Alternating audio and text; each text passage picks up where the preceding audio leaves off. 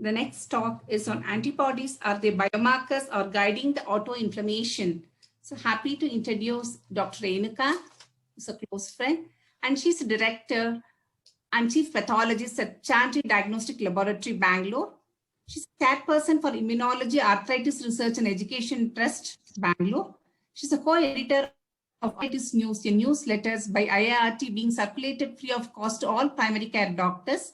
She's a co-investigator and laboratory head for about 10 clinical trials. She's an executive committee member of Inflammation Society of Research. She has various awards. In September 1919, she awarded on excellence first in Rajiv Gandhi University exams. Best paper presented by the postgraduate at KCA in 97 for Ullmann's disease, a case report presented as a poster at KCIA PM 97 conference in Bangalore. At Jagdish Bari Mishra Award for the best oral presentation in November 2020 at Structural Variations and its Significance in 16th All India Congress of ISOPAP 2000. Best Paper Award at IRACON 2004 for role of anti-CCP in the diagnosis of suspected early rheumatoid arthritis. So thank you, ma'am. We invite you to present your talk on antibodies. Are they biomarkers or guiding the autoinflammations? Over to Dr. Renuka. Thank you so much, Dr. Padma, for this so much for introduction, kind introduction. Can I just share? I am not having the, okay, I'm able to share it.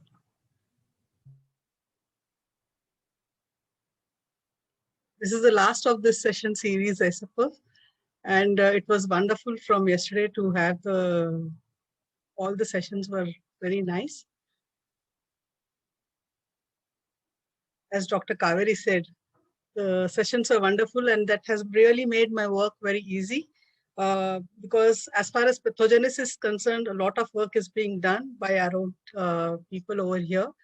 As he said, the Fast and Furious and the James Bonds of the people are doing that. They're doing so much work. What I would really talk is basically on the autoantibodies, a brief introduction of that, and then I'll go on to give about how we really use it in our clinical diagnostics and how I finally feel that they are important not just as biomarkers, but also are useful in the pathogenesis. This is the first autoantibody, the Elicel, which was detected in 1940s by Higreaves et al. The Elicel, which is a cell which has been phagocytized, and in the last 60, 70 years, there has been a lot of work which has been done, and it has completely changed the scenario, and we have come a long way from where we started it. The autoantibodies are antibodies which target and react with the person's own tissues or organs. And just the mere presence of autoantibodies does not mean that they have a disease. Though autoimmune diseases are characterized by the presence of autoantibodies, for it to be considered as pathogenic, we have to have at least 3 criteria.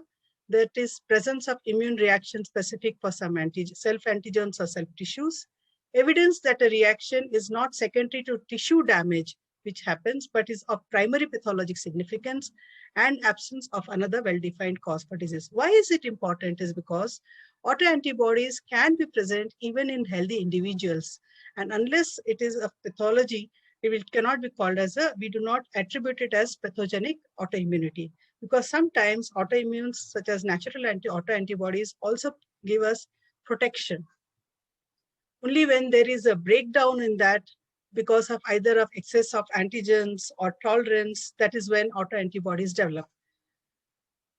How do these autoantibodies develop? Is basically because of immunologic tolerance, that is the central and peripheral, which occurs. Central tolerance happens in the T and B lymphocytes, either in the thymus and the bone marrow, and the peripheral tolerance occurs in the mature lymphocytes when they encounter the self-antigens in the peripheral tissues. These could be either T cell or B cell driven, and also because of the regulatory cells. This whole detail has been discussed very nicely yesterday by both the speakers, so I will not get into too much of that. But what I would just say here is, just to give a brief example, about it, is that whenever there is a breakdown in the apoptosis, when the cells are exposed, the nuclear antigens are present in the cells, these form apoptotic blebs, which are then recognized by these antibodies. And there, if there is no clearance which happens, then if there is a defect in the apoptosis clearance, then it leads to the formation of autoantibody. The autoantibodies can also form because the antigens undergo changes, forming new epitopes, or because of translation defects, or because of enzymatic defects. And these modification and formation of neoantigens then in turn again leads to the deposition of pathogenic antibodies and formation and pathogenic antibodies. And also because sometimes viruses like could be an EB virus or a CMV virus, any of these, there could be cross reactivity which can happen and lead to the production of autoantibodies. In the we have already said it is the tolerance defects, which could be because of the autoimmune regulatory, the T cells or the B cells.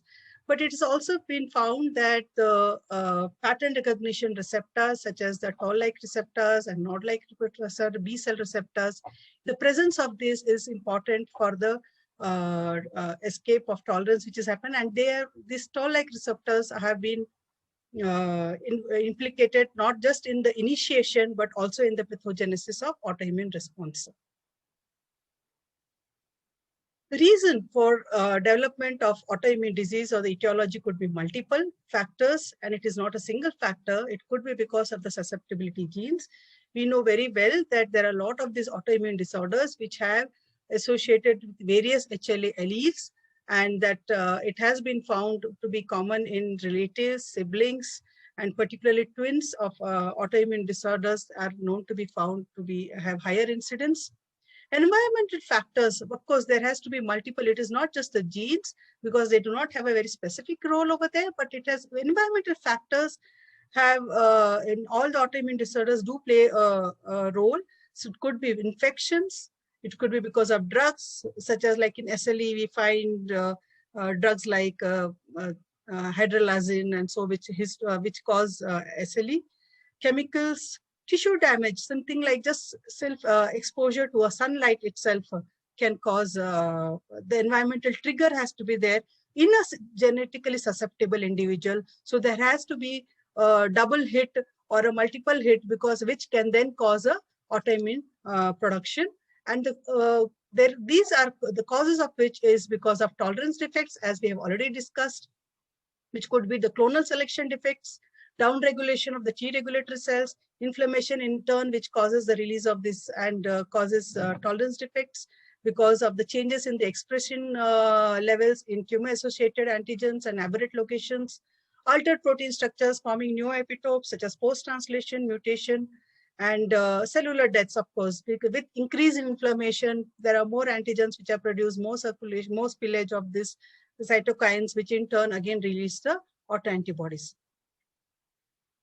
This presence, as I said, for an autoantibody to be pathogenic, then we have to have something, they have to be having, they have to have clinical manifestations, which will then cause autoimmune disease. These autoimmune diseases are varied. These autoantibodies can go and deposit themselves in just a single organ and cause damage against a specific organ, then it is called as organ specific, or it could be multiple organs may be affected. So it is not a single disease, but there is a varied clinical manifestations depending on whether the immune reaction which is happening is against a single organ or a single antigen, or whether it is because of the circulating antigens which can be there either because of phospholipids to the neutrophils to various antigens in the cells, lipids. Everything can be affected. You can have antibody to all of them. And if these are circulating, then you may have multiple organ system disorders. So like in SLE and scleroderma and so on. And in between, then we have conditions such as Goodpasture syndrome, where we find anti-glomeruloblastin membrane antibodies are present both in the lung and the kidney, or in dermatopolymyositis, where it affects mainly the skin and sometimes involves the lungs. This is a very nice figure and a very nice study which I came across, that what is the mechanisms are important for the development of autoantibody. Because once we understand the pathogenic mechanisms, then we will be able to come up with where studies can be done and different therapies can be made available depending on the specific thing. The autoantibodies not just go and affect the different organisms, but within the antigen also, depending on where is the location and the epitope, that they may affect different kinds of receptors within the antigen. So if they if they are acting against the, when it comes to autoimmune thyroiditis, if you see, sorry, in autoimmune thyroiditis, we see that the receptors are bound against the TSH receptors against the follicular epithelial cells. These could be against the, depending on, there could be a neural transmission blockage, either because of a blockage of the acetylcholine receptors, or which can then cause myasthenia gravis, or it can cause transmitters, because of which we can development of the NMDA encephalitis, depending, because they act on the receptors and the neurotransmitters in the cells. Blocking of the platelets may lead to coagulations, as such we see in coagulation defects, as we seen in APLA, as well as in the thrombocytopenias. They can go and affect the different cells between the keratinocytes, causing blistering diseases of the skin, such as in pemphigus or pemphigoid. These antibodies can be present against the neutrophils, which we see very commonly in vasculitis. They can also affect on the red blood cells and cause lysis, such as in autoimmune hemolytic anemias, and also could be FC fragment derivated, and it can also cause inflammation, and which is what we very commonly seen in SLE and rheumatoid arthritis and various other conditions. So what I would like to do is, we will just look at how we are using it up in the clinical diagnosis. And based on that, I would say that how we feel that it could be, it proves, I won't say feel, it proves that they are not just useful in, they're just not biomarkers, but they also help in classifying disease, as well as we are very clear that they have a pathogenic role. They're most often used in the diagnosis of autoimmune disorders. They sometimes form classification criteria. They're helpful in the monitoring the disease activity and severity, to predict the outcome of autoimmune disease, and also on occasion to predict the prognosis or organ involvement. I'll just take an example of the few that we have seen the different mechanisms. Diabetes mellitus is an organ-specific autoantibody. The presence of any of these antibodies, like glutamic acid decarboxylase, islet cell antibodies, insulin antibodies, insulin-like antibodies, all these, or which you call as islet cell antibodies too, all the presence of these antibodies are seen in, the presence of these antibodies are seen in diabetes mellitus. I did not get too much into it because this was already covered up well yesterday. But I could say that more the number of antibodies which are present, then the more is the incidence of type 1 diabetes mellitus, which is seen in much younger age group. And these antibodies have been found to be present years before the clinical manifestation. So that indicates that they do have a pathogenic role. And see, for instance, here, the glutamic acid decarboxylate antibody can they are present not just in diabetes, but they are also present in a condition called as Stepman syndrome. But however, here you have other antibodies like GAD65 antibodies, which is much more specific to diabetes. So some of these antibodies, I would say, are not very specific, and they may have varied presentations and go and get deposited in various organs and cause problems over there.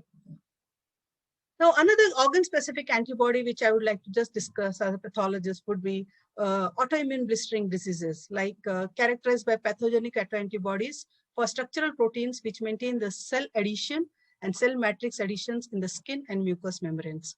How we diagnose is based on the clinical appearance, which cause a blister or a vesicle.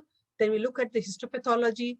Then we identify which is the immunoglobulin and complement deposition in the patients by direct immunofluorescence, and also look for a specific autoantibody in the serum of these patients. based on where these antibodies are located, you can have because if you see, there are various autoantibodies or autoantigens which are present, and desmoglein are present in the superficial layers. So the skin is divided into 4 layers like stratum corneum, stratum lucida, then stratum granulosum, and then the basal layer. And which is, so based on where the located, you have various antibodies, and then this is just a representation of the various antigens which are present. How do we then differentiate that what are the antigen, what I would say, which is the condition which is there, is basically in most of the antigens, if they're present in the intraepidermal layer, always, then it is a pemphigus lesion. And if it is present either in the subepidermal location, then it could be most of the time, 90% they are pemphigoid lesions. So here I will just, here you can see the antigens could be desmoglein 3, desmoglein 1, desmoflakin, desmocolin, what we had already seen. And we have various conditions which can involve the skin as well as the mucosa in the patient of pemphigus lesions. If the subepidermal lesions, antigens are most of the time in the hemidesmosomes and the basement membrane structure. And here again, we have various conditions such as bullous pemphigoid, herpes gestationis, cicatricial pemphigoid, because bullous pemphigoid usually associated with BP230 and BP180, herpes is with BP180. But then again, here it helps us to know whether there is a complement or IgG deposit in the direct IF and indirect IF also. So this helps us. I'll just give you, we'll take one example over here of pemphigus vulgaris, where the autoantibodies are present against desmoglein 3 in the mucosa patients, and also in the desmoglobin 1 and 3 in the mucocutaneous pemphigus vulgaris. So here it is the mucous membrane, and this is the epidermis, the various layers of the skin.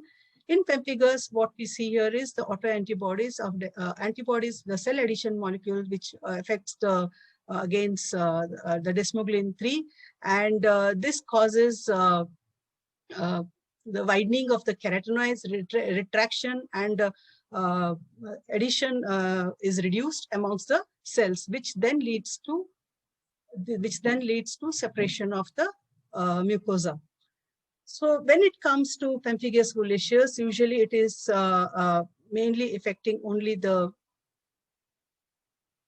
superficial layers of the skin, which is called as a subcorneal blister, is what we see, which is there in desmoglein 1, whereas desmoglobin 3 will affect both the mucosa, which can cause erosions, as well as in the skin. And here it goes straight here, so it causes widening of this interdesmosomal shrinkage of the desmosomes and the keratin retraction, and this happens more at the deeper layers. So based on this, we can very clearly say the production of these antibodies in pemphigus is but T cell dependent.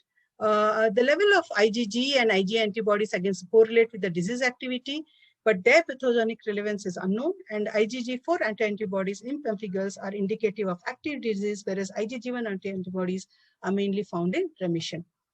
This is a case of pemphigus vulgaris, where we can see that the patient has so much of a blistering disease of the skin. On histopathology, I would see a supraepidermal here, not supraepidermal, not subepidermal, epidermal blister, but supra. Here it is in the basal layer over here. So we see the tombstoning of the basal layer over here with presence of acantholytic cells. Sorry for that. And here it is, here we can see that when we do IgG and C3 deposits are seen. This is the esophageal mucosa of a human being, which is showing the presence of IgG again. So not just the presence of the immunofluorescence on the skin, but we also do indirect immunofluorescence for these various antibodies. So this is the skin mucosa. Then here, this is the salt split mucosa. Actually here, what we do is we put it in a molar solution, 10 molar solution of sodium chloride, so that there is a separation which happens in the subepidermal layer. That will again help us to identify whether it's affecting the roof or the base, and accordingly we can diagnose whether it is bullous pemphigoid or epidermolysis bullosa. Presence of antibodies to desmoglein 1, 3, BP230, which are again recombinant antigens, BP230 and BP180. based on the presence of where is the blister which is happening, whether it is subepidermal or subcorneal or supraepidermal. Based on that, we again differentiate besides the presence of the direct IF microscopy, indirect presence for the various antibodies. And now a lot of commercial antibodies are available. These can be done either by an indirect immunofluorescence method or by ELISA. So those two were the organ-specific autoantibodies. Now coming to the multisystem autoimmune disorders, the prototype of which is systemic lupus erythematosus. Here it involves multiple organs with a wide array of antibodies in which injuries caused by deposition of the immune complexes to various tissue. The clinical presentation is so variable that we have about criteria for clinical criteria, which includes pleurisy, multiple clinical manifestations depending on where it involves. It can involve the skin, the CNS, cause serositis, pleuritis. It can involve myocarditis, can cause autoimmune and hemolytic anemias and thrombocytopenias, cause arthritis, lymphadenopathy, and involve the kidneys with glomerulonephritis. So multiple organs are involved. But what I would say is ANA is a test which is most commonly done in this kind of in SLE, and the immunologic criteria, that is presence of ANA and presence of either dsDNA, SM, or a false positive APLA form one of the criteria. For each one forms a criteria for formation in the classification of diagnosis of SLE. The immune complex formation is the most common formation of immune complex, circulating immunocomplexes, and deposition in various organs is the most common cause for injury in SLE. The DNA, anti-DNA complexes go and deposit in the glomeruli and the blood vessels, and that's why it becomes very significant. The presence of dsDNA antibodies usually indicates that the patient has a renal disorder. Low complement levels and granular deposits of complements in immunoglobulin in glomeruli are also noted. Autoantibodies for RBCs, WBCs, and platelets in turn cause autoimmune autoimmune hemolytic anemias and thrombocytopenia. How do these ANAs actually cause a damage? If the cell nuclei, if in an intact cell, it may not affect, but if the cell nuclei are exposed, then the ANA bind to these cells as well as cause homogenization of the chromatin, and that is what we usually see as ELISEL, which was earlier detected in these patients.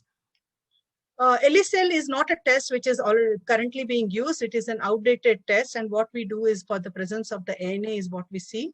And that is one way of how they cause tissue injuries. So the presence, and they cause opsonization of the cells and promote phagocytosis. Secondary APLA patients with SLE can develop antiphospholipid antibodies and then in turn lead to thrombosis of the microvasculature, particularly in the placental tissue as well as in the brain, and then they cause abortions, cerebral and ocular ischemia. This is called as a secondary antiphospholipid antibody syndrome, but it is also can be seen as a primary phenomenon, and which is a completely different condition.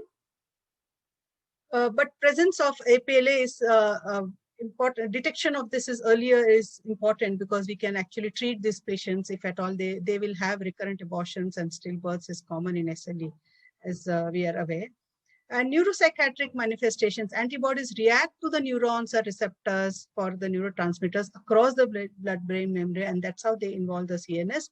Cytokines also play a role in cognitive. So these autoantibodies, though there could be a T cell pathway, but these autoantibodies do cause a tissue injury in SLE. So the first primary test in any of these autoimmune disorders which we do is the ANA. ANA is a first-line test. It is one of the immunological criteria in SLE classification, as I've said, and a titer of more than 1 in 60 is observed in most of these patients.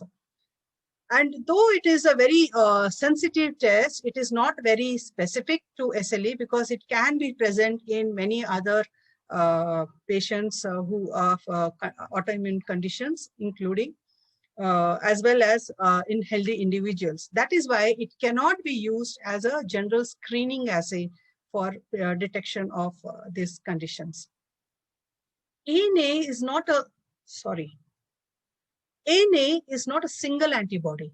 This is basically a group of heterogeneous antibodies which are directed against the different cell antigens. So it can be detected against the dsDNA, the cell nuclei, all the contents of the ribosomal proteins, against the cytoplasmic contents, the nuclear membrane, the cytoplasmic membrane. So depending on the various proteins which are present, this can be directed against various nuclear and cellular antigens, and the presence of which usually indicates that it is possibly autoimmune systemic disorder like SLE. But once it is positive, but it should not be used as a general screening assay for autoimmune condition, because it can be present even in healthy individuals. About 5% of individuals, particularly in older age group, can have an ANA which is positive, and hence it should be ordered only if there is a reasonable clinical suspicion. If positive, because it works against different antigens, if positive, it has to be further worked up with different antigens. Ideally, that is why, because the indirect immunofluorescence method still forms the gold standard for detection of this ANA, because we can actually see the various patterns which can then help us in understanding what are the various antibodies which are present. ANA is positive not just in lupus, can also be positive, is useful in diagnosis of various conditions like systemic sclerosis, inflammatory myositis, Sjogren's syndrome, and it is intrinsic to the diagnostic criteria in autoimmune hepatitis, or it becomes one of the criteria for diagnosis, drug-induced lupus, and as well as mixed connective tissue disorders, where you also have autoantibodies. The criteria is you should have at least more than 1 in 1,000 titer of UNRNP antibodies in this condition, but ANA has to be positive. And it can also be positive in other conditions like juvenile chronic arthritis and rheumatoid. But anyways, as I said, can be found in any other conditions also, right from rheumatoid arthritis, multiple sclerosis, ITP, thyroid disorders. And it is not very specific, and it is can sometimes be even seen in normal individuals. So unless a clear clinical criteria is there, we should interpret it with care. There is a international consensus on the ANA patterns, which was started in 2014 for the detection of the various patterns. And based on these patterns, we can actually identify which is the specific antibody which is affected. And it also recommends we should mention the titer which is done, the method which is done. Why it is important, as I said, is these are the various patterns, because these antibodies can be present in the nuclei, or antigens can be present in the nucleus, cytoplasm, and mitosis, and autoantibodies can form against the various components, thus giving a variable pattern, which is like a homogeneous pattern or a speckled or a nucleolar pattern, a fibrillar pattern in the cytoplasm, and reticular pattern. Mitotic figures may be involved, depending on whatever is the antigen which is developed. Why it is important is because there is a huge number of antibodies which are antigens which are it can act against, and which will again give us an understanding of what could be the disease which is there. Because these patterns are not very specific. You can find one pattern, a speckled pattern can be seen with so many other autoimmune connective tissue disorders other than lupus. But however, a homogeneous pattern or a peripheral pattern usually indicates possibly it is a lupus. So based on the patterns, you have various antigens and various diseases. I'll not get into that. Coming to SLE again, we have about 120 antibodies which are described. Probably now there are more than that. There are 180 antibodies which are there.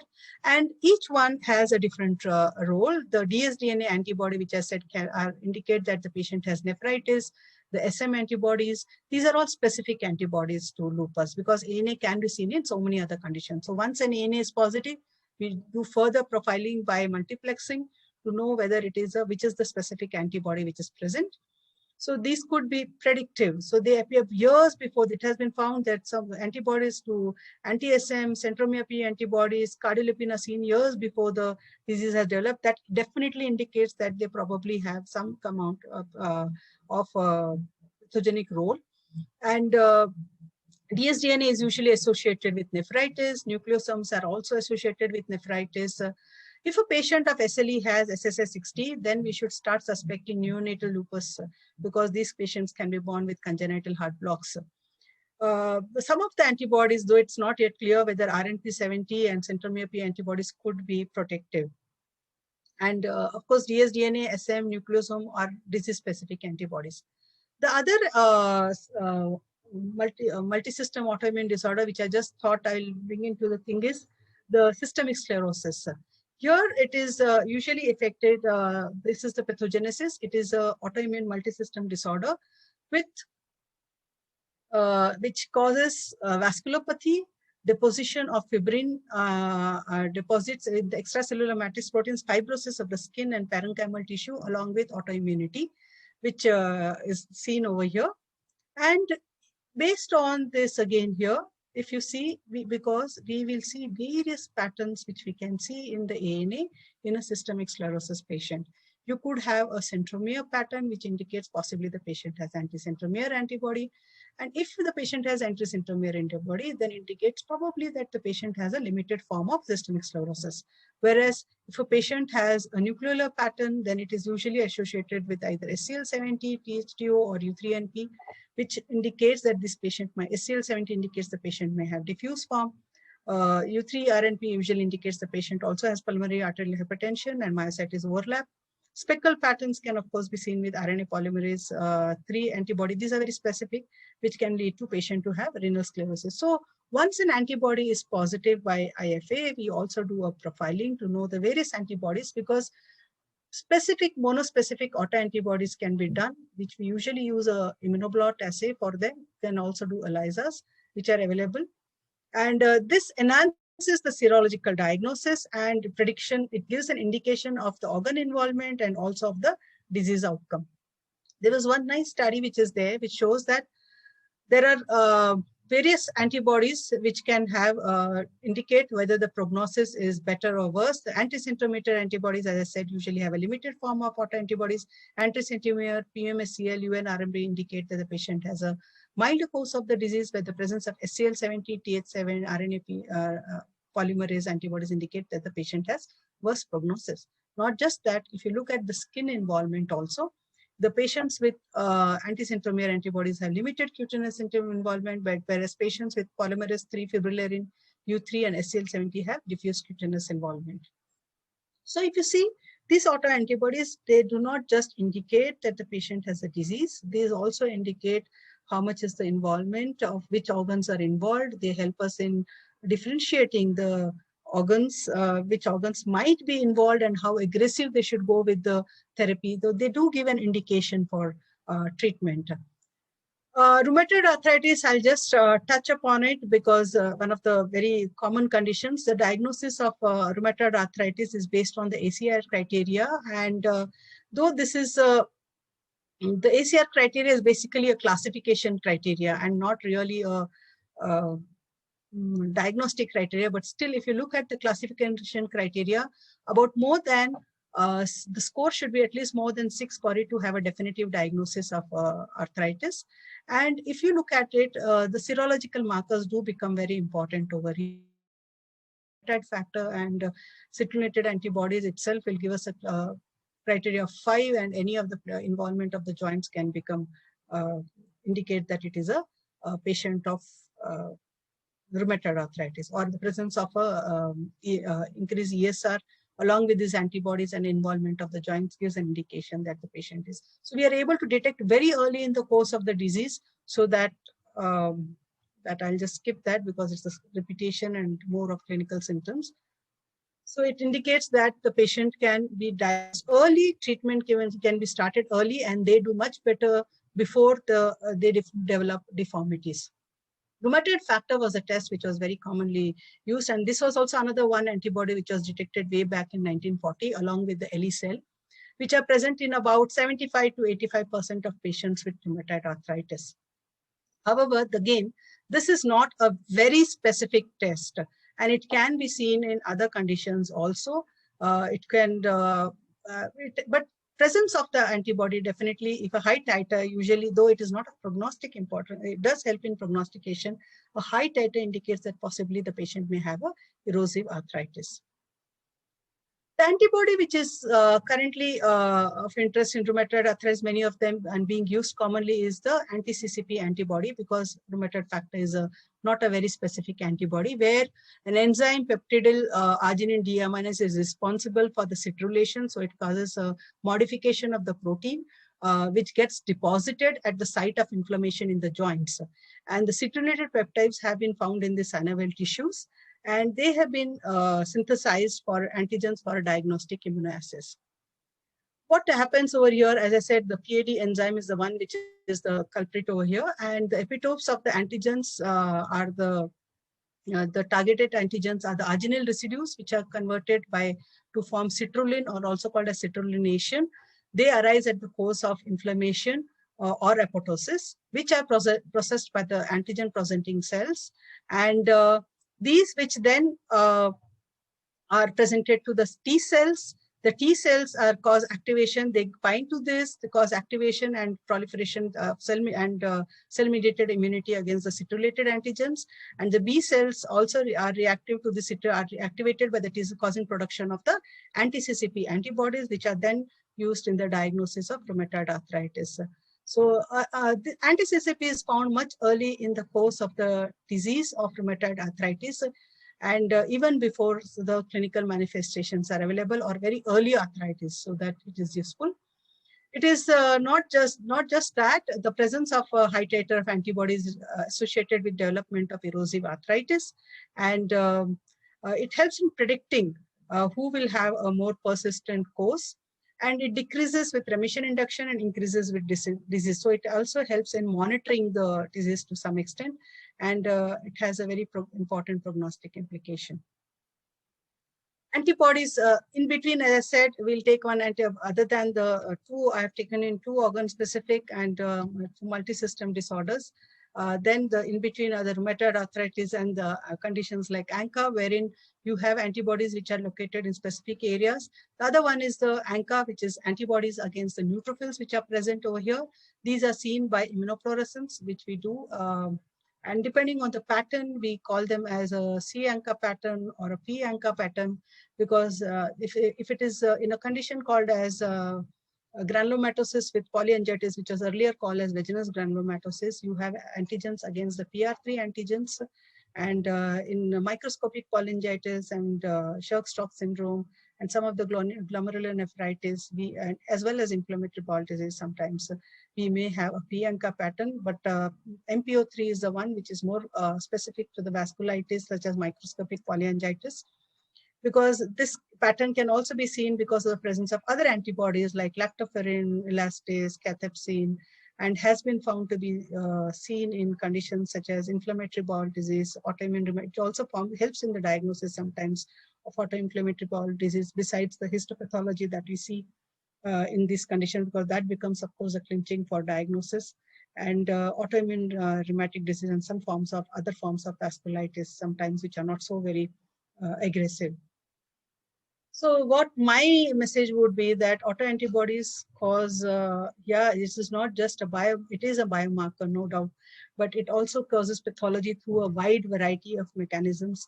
Understanding these mechanisms would definitely help in better treatment, cure, because till now we do not really have a cure for many of these autoimmune diseases. Most of the treatment which is being done is basically on sometimes either generalized, and they are more of we have fluctuating remission and disease exacerbations which continue to be there. So probably this mechanism understandings will definitely help.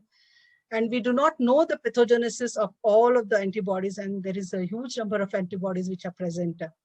They definitely serve as biomarkers of disease. Some of them are used as both classification and diagnostic criteria, as I've already discussed it out, as in the case of SLE or rheumatoid arthritis, or may it be autoimmune hepatitis, as well as other organ-specific antibodies like antithyroid antibodies, such as ASH receptor antibodies, and as well as anti-TPO and anti-TGA antibodies in thyroiditis. Some serve as markers of disease activities, specifically antibodies such as dsDNA or anti-neutrophil cytoplasmic anti-ANCA. They not only help in diagnosis, they also help us in monitoring these patients, particularly the PR3 antigen of vasculitis, and dsDNA, what we do by ELISA in the patients, indicates that it is nephritis. Along with the decreased complement levels, it helps us in understanding that it helps in monitoring the disease activity of these patients. Some of these antibodies serve as not just as markers of disease and are also pathogenic, because as I said, we do not know the pathogenesis of some of these antibodies, but antibodies like C1q antibodies and nucleosomes, they have been definitely found to have a pathogenic role. Plus, they also indicate the disease activity. And early diagnosis is definitely important, because in many situations, particularly in conditions like antiphospholipid antibody, we already are giving them prophylactic therapy. Once we find a patient is having, a pregnant lady has antiphospholipid antibody, we do give them low molecular weight heparins to retain the pregnancy. So if we are able to detect these antibodies much earlier, then we might be able to give prophylactic treatment and sometimes avoid disease exacerbation. So these antibodies, they not only are, they do not serve only as markers, that would be my thing, but they also do play a role in pathogenesis. But I think we still have to understand the pathogenesis of many of these antibodies, I think, which all of you great scientists would definitely do that. Thank you so much.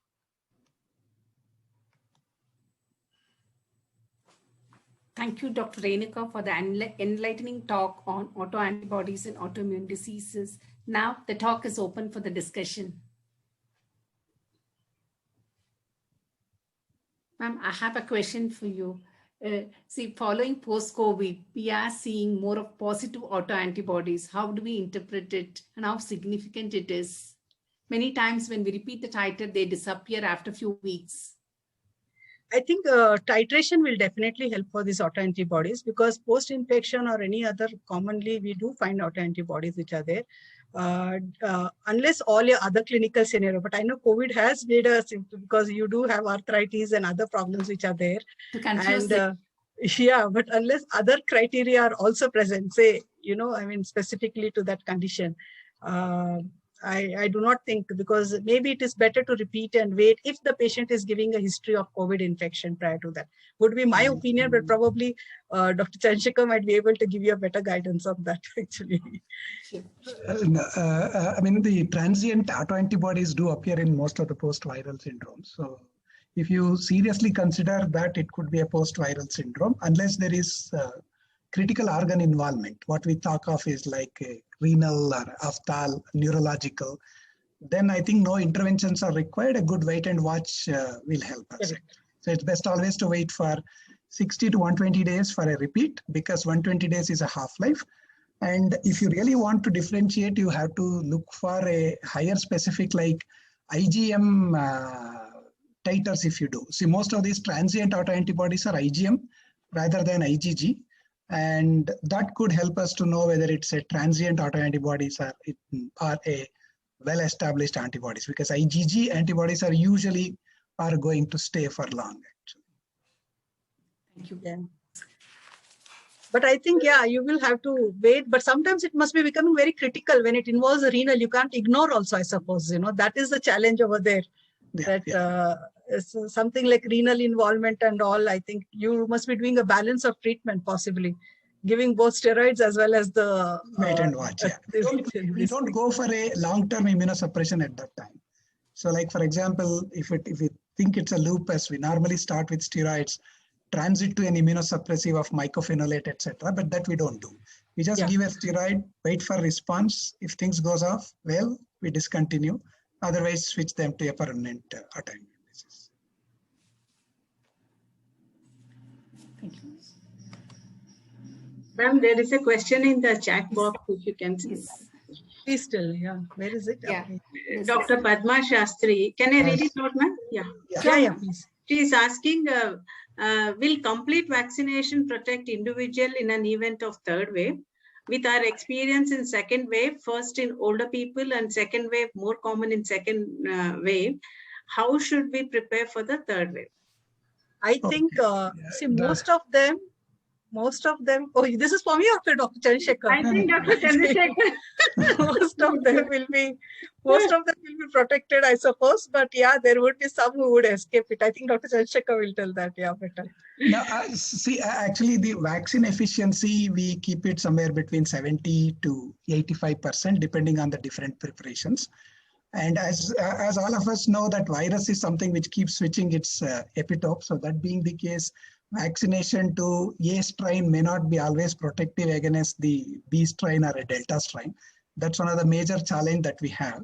So there is, at least what I was trying to put it, like if you take a vaccination, the chance of developing a severe disease is reduced.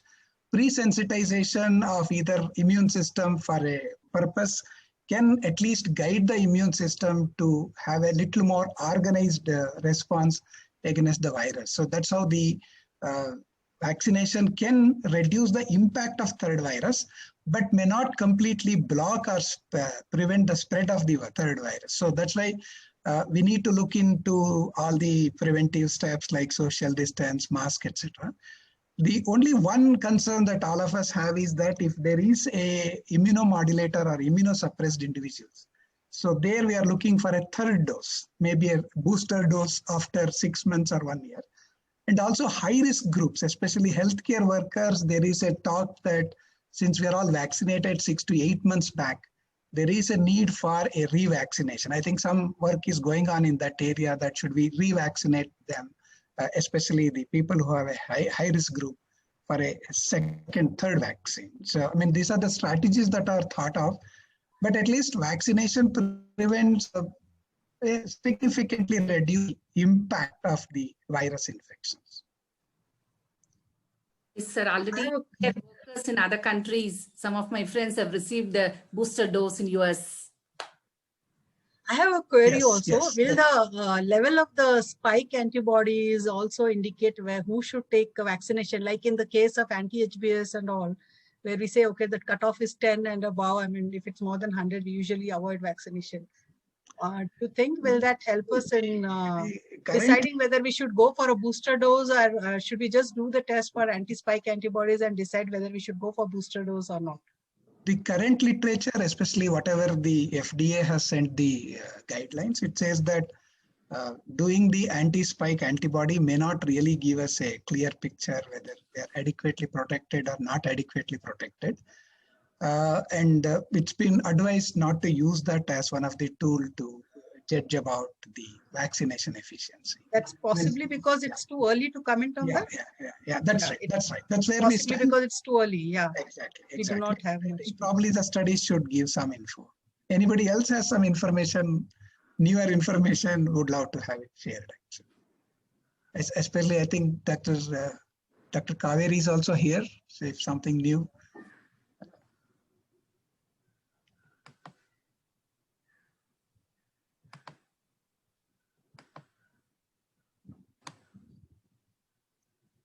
Yes. Good morning. Sorry, good morning for me, but a little late for you. For all of us. Yes, sir. Yeah, I have been listening very intently on the third, the chance of or the possibility of getting a third shot or a booster dose. It's very seriously considered, and I think in the United States they are talking more seriously about it, and then in France also there is a lot of discussion about the third booster. It might be meaningful, as Chandrasekhar very clearly said, that in view of the changing pattern of the epitope spreading, etc., it may be worth considering. But then as and when there is something new, I think we will make everybody will come to know, first of all, and then we will probably have another discussion like this, which may be very useful for, our community that Chandrasekhar is addressing to. Thank you. Yeah. So, very nice, fantastic talk. What I wanted to point out in this COVID infection and a lot of autoantibodies, people are now discussing that there are some molecular mimicry with the self-antigen which virus carries.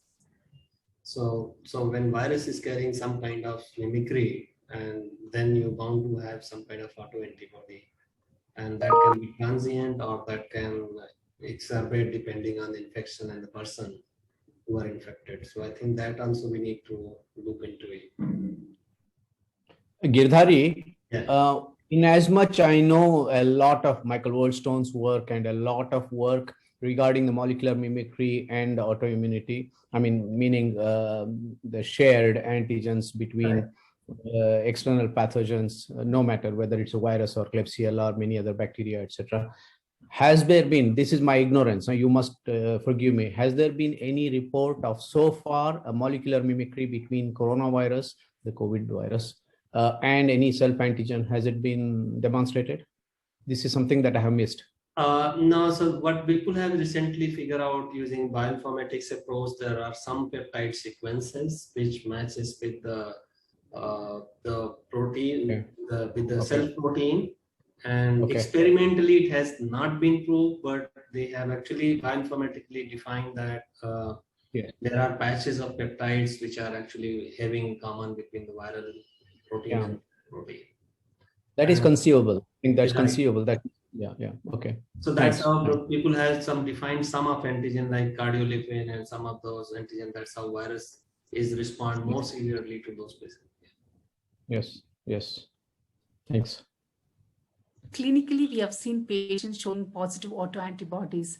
The c-ANCA have come positive in a couple of cases, and when we repeated after 4 weeks, it became negative, but ocular manifestations and the systemic features goes well with COVID sequelae.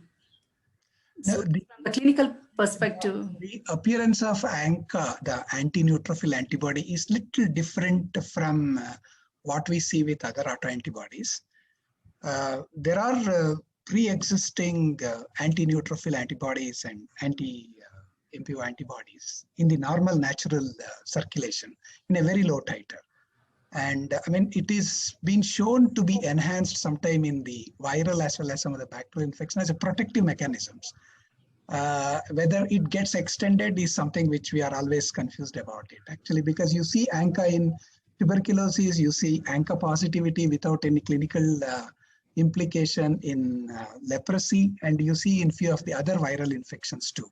So we are a little confused about that. ANCA is one of the peculiar autoantibodies which the intense study is going on. Chandrasekhar, I would say more beyond ANCA. Sorry for interrupting. I would say beyond even ANCA, because I don't know whether, I mean, I don't want to open the can of worms or my old studies. In the 90s, the group in Pasteur Institut Pasteur in Paris, particularly the group of Stratis Avrameas, and then we followed it.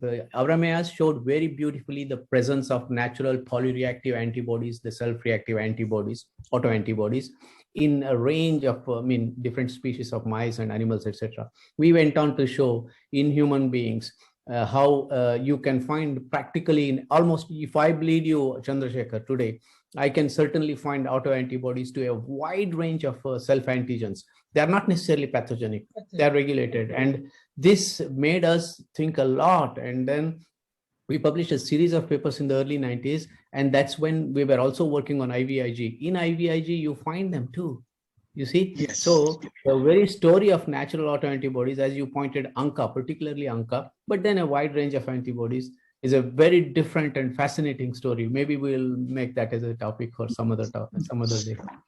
Yeah. Thank you for the inputs, Dr. Kaveri. Yes, I think we are coming most close fascinating field too. Yes, it is. Well, it's really fascinating.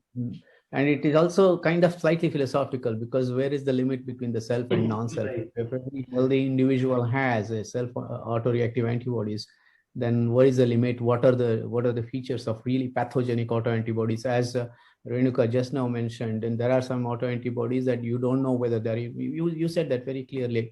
As of now, I think more than 220 or so different specificities of autoantibodies have been described. But all these autoantibodies, if you inject in a naive mouse, it doesn't, necessarily provoke an autoimmune disease. Very few you can demonstrate that they are really pathogenic. I mean, one of the first one was the main immunogenic region of the acetylcholine receptor autoantibodies, and then a few others. But you're right. There we have a lot to understand from the natural autoantibodies. I'll not go into that. Otherwise, it's too much. Yeah.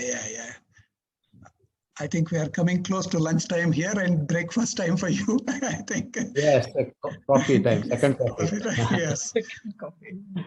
Yes. Thank you very much. Yes. Thank you.